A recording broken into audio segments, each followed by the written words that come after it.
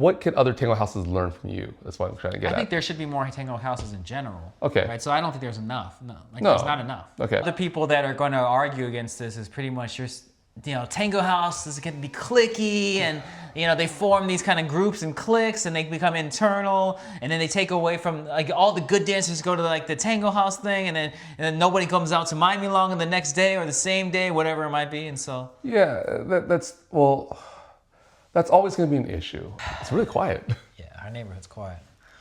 All right, we are back, and we're here to talk about Tango houses. And obviously, both of us are very biased in this situation, but it helps to bring it up anyways, because I think there's a lot of avenues we can touch on this particular subject. So for those of you who don't know, I've lived in a Tango house twice. The first time was about 10 years ago with Rob here and a couple other people. And the first time we did our Tango house, it was great. We didn't charge for anything. We were all pretty new. We were maybe like about 3 years into dancing tango. And it was just a really fun time where we just had people over at our house all the time. We'd have random practicas, kickbacks, hangouts, milongas that go till like 6 in the morning. Fast forward in time till now I live in another Tango house. And in this Tango house, it's a little different because it's like 10 years later. And so now we have different roles. I'm obviously more of a presence in teaching. And so it's more of like, we use the Tango house to hold events, but now we also charge for the events. And now we occupy that kind of space as more of a business almost. Whereas the first house is more of just like a community building. Yeah, a community house. So it's kind of interesting. But it kind of leads us to the bigger question, which is, are Tango houses good for your Tango community? Obviously, we can only talk about our Tango community, but I know that Tango houses are very prevalent in other places, right? Yeah. Honestly, I just think it's a net positive. I mean, there is pros and cons to it, but ultimately, I think it's a net positive. If there's anything that allows people to experience tango and express themselves and enjoy tango, and it keeps them in the game, then that's a net positive. Yeah, it also provides a little bit more comfortable space. It's a little bit less intimidating because it's more of a house setting. People are more relaxed. I also find that Tango house, when you're at a Tango house, obviously you're in another person's house, so you're a little bit more respectful.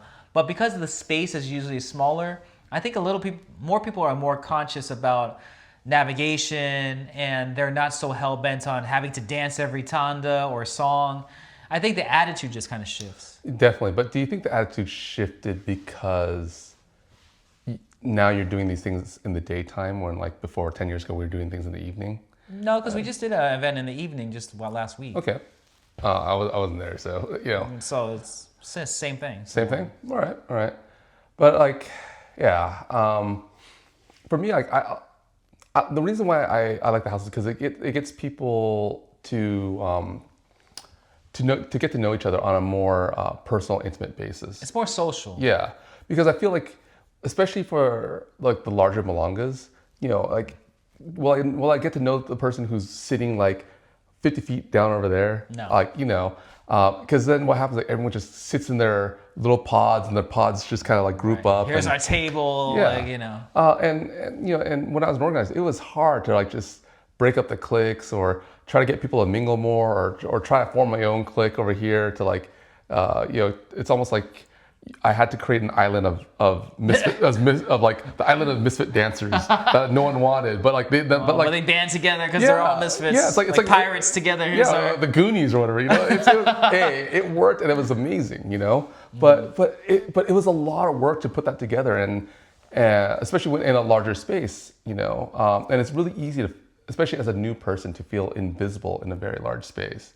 So when I started, before we lived together, one of the ways I actually was able to experience tango on a more intimate level was through M3 and the house parties that I was there. Sure. So like tango houses existed before us; they'll still exist, and it's kind of interesting that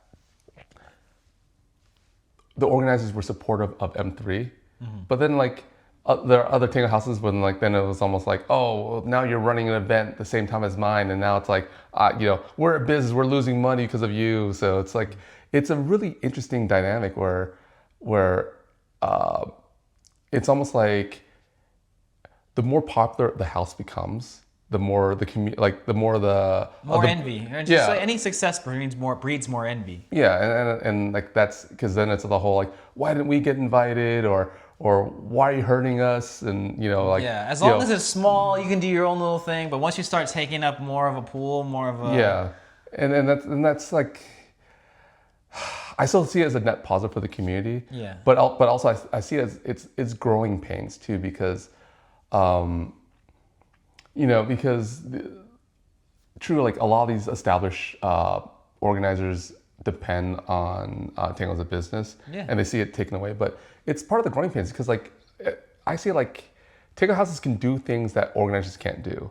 It's kind of like we're like it's almost like the outpost, where you can kind of curate things, and you could attract more new dancers. Sure. Because it's more it's more welcome. I don't want to say more welcoming, but it's more intimate, and like it's easier to drag your friend to a house party than it is to drag your friend to a giant ballroom. And you're like, because then like people just get all intimidated by what's going on. Where at a house party, it's like, hey, it's just a house party. Don't worry about it. You don't have to dance. Yeah. Just chill and have fun. Hey, grab beer, whatever. It's true. It's a totally different mindset, and that's why I am very much for Tango houses. I think it's also different because the Tango house that we lived in, we did it on a private, invite-only kind of basis. Yeah, it was very just kind of friends and like very intimate. Like we didn't have any people that we didn't know.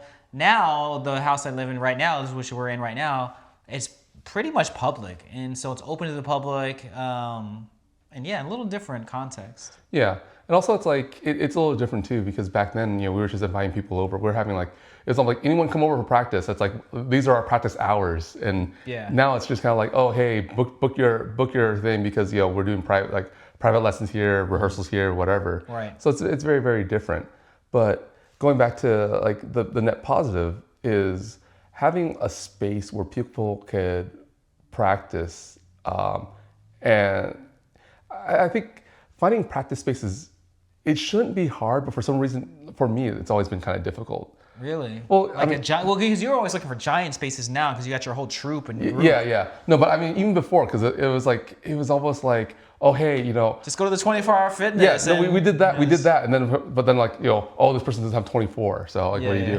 Do you have LA Fitness? Like no, I don't have LA Fitness. Like oh, let's just practice at the park. Oh, that hurts our knees because it's concrete. So it's like I would always try to find like places, like I mean, back then I was practicing in like community basketball courts where like so there'd be people playing basketball around me, and I'd be doing heroes and stuff. And, like, it was ridiculous, But that was a thing where it was like I would call someone and be like, hey, let's practice, and then arrange a time to meet. Where like one of the things about the Tango House is almost like you can go there and practice, and someone will always be there to practice. So it wasn't like I had to jump through hoops and figure out someone's schedule, and it was just hey, Derek's hosting this over here. Let's just go. Someone's going to be there to practice, and if not, it's okay to practice in the mirror by yourself. Yeah. And that was like, for some reason, that was not a concept that hit me early on. Practicing by myself in front of the mirror, because I always felt silly. No, because I go to 24, people are like, people are pumping weights. Like, look at this guy, what is he doing? Yeah, he's doing his lapis, or what is that? And I don't even know if it looks right, because I was like, 1-2 years in, I'm trying like doing this like little shy thing, and now I'm very much different, because like I my extroverted self took over. But it's. I think for the other people that are going to argue against this is pretty much just. Tango House is going to be cliquey, and they form these kind of groups and cliques, and they become internal, and then they take away from like all the good dancers go to like the Tango House thing, and then nobody comes out to Miami Long the next day or the same day, whatever it might be, and so that's always going to be an issue. Like, and I think it's just what's the target to shit on today? Is it going to be the Tango House? Is it going to be like There's got to be something to blame for whatever. Is it the new Batman movie? Yeah. Is it the new, it's a festival. It's happening right now. Of course, my attendance is down. Yeah, or like salsa's taking over like 3rd Street Promenade, and everyone's doing that. Or, it's always going to be something. And like, I feel that that's one of the problems with Tango organization is that people always focus on like the competition within Tango, whether it's your Malanga, my Malanga, we need to split up the community evenly. It's because like, there's just not enough days. no, I hear you, but I think that's the wrong mindset because the mindset I had was I am competing with every single choice a person could make. No, but no one had a Malanga on your day that you ran your Malanga. No, You had an open day, so you're speaking with such privilege here. yeah, I had an open. Nobody else did anything on Tuesday. They could have. Yeah, but why? Like again, so you weren't actually facing any competition. No, I wasn't facing competition, but exactly. So don't act like you were. But people would come up to me and be like, "Hey, you're hurting my Wednesday, or like you're hurting my Monday." Sure. I mean, if that's gonna happen for no matter what you do. Yeah, but what I'm getting. But you didn't have any direct competition on the same day as you. Yeah, maybe not. Yeah, but what I'm getting at is that still my mindset was that there's always competition. Like I didn't get mad at people for, for doing something like, hey, I have an after hours party from this festival and we're the host. I didn't get mad at that kind of stuff, and I think because you had no direct competition. No. You're speaking with so much privilege right now. No, you're like I didn't. I see me. I didn't. But you didn't have any direct competition. Yeah. But what I'm saying is like I still compete with the mindset of that it's everyone's choice. Like whether their choice was to stay home and watch a movie. Their choice was Netflix. Sure. Like that's what I mean is that generally I feel that organizers just focus so much on like your tango's take away from my tango. Yeah. We're like instead of focusing on the quality of the event. Yeah. I'll give you credit there. You did focus on the quality of the event, and it was a premier. I think it was one of the best Malangas we ever had in Los Angeles, up there for sure, all time. Yeah. But yeah, I think so. It's the focus on the quality of it. Because when you're saying that, it's the competition thing, I think you're just steering in the wrong direction. I think what you're saying is organizers should just focus on making their event the best instead of worrying on excuses on why it's not. Yeah, definitely.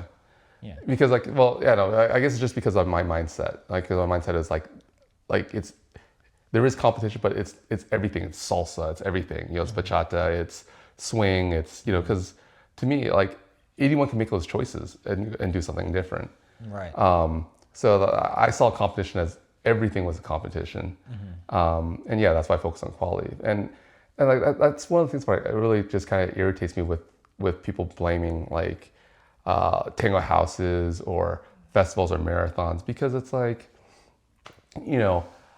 one, it happens like marathons and festivals. It happens like at a full blue moon, really. What?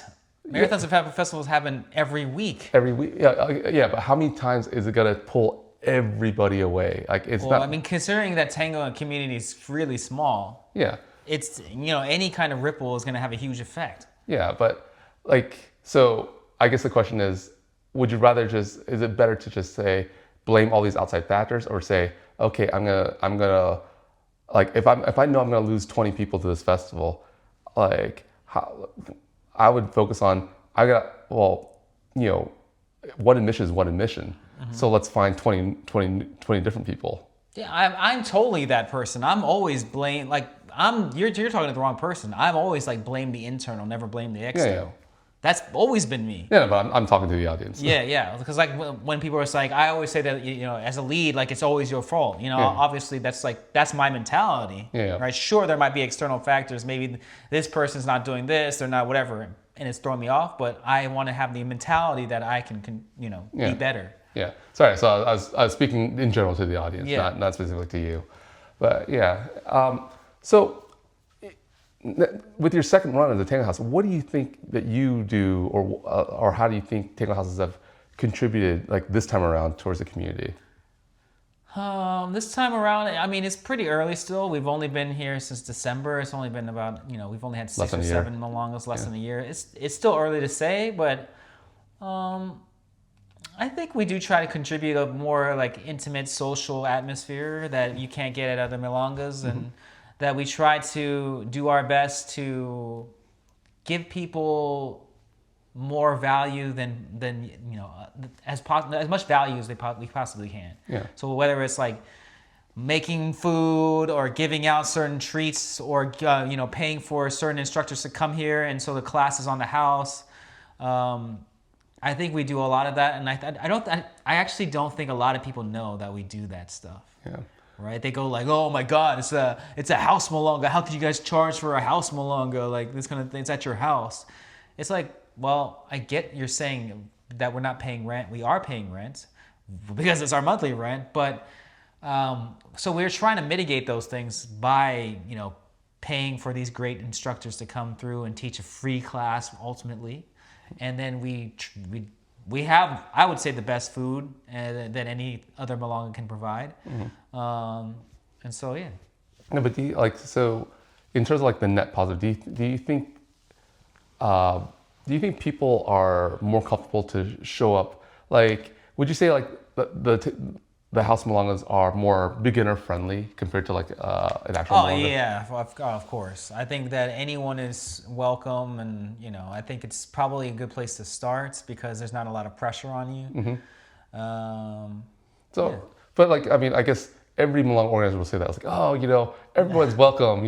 There's no pressure here. Like, Yeah. But then like, we're dealing with cabaseos, we're dealing with like cultural things that people don't talk about until you learn it. Like, after you mess up and someone yells at you, or 3 years into tango, someone gave you like a cultural lesson. Yeah, I think you have to back up with what you say. So again, we don't play cortinas now at our house Malongas. I don't think we did maybe the first two, and then we realized it kind of ruins the flow. So we kind of just adopted the same thing I do on Mondays at our Practica, which is just play music. Just play music. Just play 2-song or 3-song tandas without cortinas, and allow people to not feel bad like having to change partners or having to dance a whole tanda with somebody, and they can just stop whenever they want to.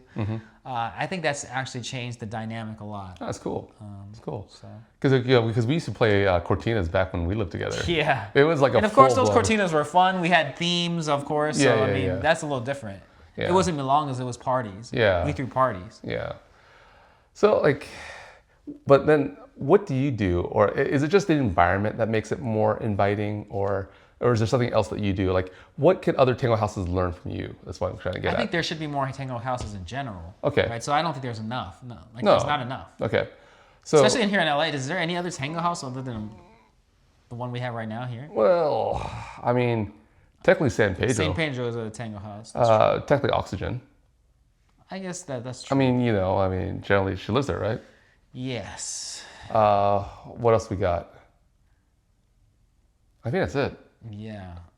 I mean, if you want to talk motiva, because sometimes they have a bedroom there and then kitchen. And yeah. I guess you could also say. Well, yeah, but that's not their primary residence. Right. So it's a little different. So like I'm talking about, I think what makes a house a tango house is more like that's the primary residence. It's not like you're going home in a different house. Yeah. You just roll upstairs. You're like, hey. Yeah. So what are the dangers that you think are in a tango house? Because like that's let's say I want to run a tango house, right? What are things that I should think about before actually doing it? Well, obviously the dynamic of the people living in the house is probably going to be the number one issue, right? Whether I think living with others is hard, and if you have great roommates, I think you're very lucky. I have amazing roommates at this very moment, but I think that probably can be an issue. But I think just tango in general, if you find people that dance tango because you have that shared hobby or shared passion or whatever, I think it just changes the dynamic of, just having 3 random strangers. Yeah, definitely. I mean, because I remember when we lived together, it was always like we'd wake up. It was almost a routine. Wake up, like 3 rounds of board games, practice, do the gym. It's like there was such a crazy schedule, and it's probably one of the healthiest I've been in my life, Yeah. But besides the roommates, are there other let's say hidden dangers? What are things that you learned that you didn't think about until you actually did it? Well, that's a tough one. Outside of roommates, let's say inviting people over to practice, or running a house party. What are things that because let's just say Joe Schmo goes, hey, Derek, that's a good idea. You said that we need more tango houses. I'm going to do Pasadena, right? He does Pasadena, and like, you know, what she's like, hey, buddy, like, great, I totally encourage you, but also just things I've learned from messing up, so you don't have to make the same mistakes. What would that be? You know, that's what I'm getting at. Oh, because we're broadcasting this out like, hey, we need more Tango houses. Yeah. Someone out there might pick up the torch. So what do you want to tell them? Dang. I would say that it's not easy to please everyone. I would say that you're going to get critiqued or complaints no matter what you do. I think it's harder to galvanize people, especially today, to like host a chill kickback or Practica. I don't know if it's just an LA thing, but it's hard to galvanize people to come here and just, you know, hang out. Yeah. I don't know if that's a post-COVID thing or an LA thing, but it's a lot to get people now to hang out. It's an adventure. Like if we just say, oh, just, you know, come by the house, hang out, like literally maybe one person will come. And I'll invite like 20 or 30 people. Yeah, but you know, that was the case even when we lived together. Remember? Because we'd have practice. Like, hey, let's practice. It would just be like Gabe and Dongsum. Yeah, exactly. You know? And like that was normal. But the thing is, like, we did it so many times. Yeah. That, you know, I think like it was more when we had like the parties, that's when everybody came. But like when it's just like hang out and practice, they're like, yeah, there's like 1 or 2 people. Yeah. So like I don't think it's COVID. I think it's just LA. No, I think it's just honestly I think, well, for me back then it was like we didn't offer something that was attractive enough to bring more people. Like we offered, hey, space, practice, and like great. But how many people really practice? Yeah. You know, so that like whatever, I can just dance anymore. So it would be very different if it was more social. Be like, hey guys, we're having a hangout. Oh, hey, by the way, you know, lasagna, like, or like pizza and movie night. You know, like people get. It's really easy to join a pizza and movie night. It's a lot harder to say, hey, we're gonna practice for 3 hours and do our lapis and heroes and ochos and here's our like. You know, you don't need to go to the gym. We have our we have our bar you can use. Yeah. You know, it's very different because we were really promoting excellence, and excellence. You know, excellence takes work, and not everyone wants to work. It's not fun. Well, to be fair, if it wasn't for this first Tango House, I think I grew tremendously in my dance from those times. It was the only times where I actually got to practice with my dance partner.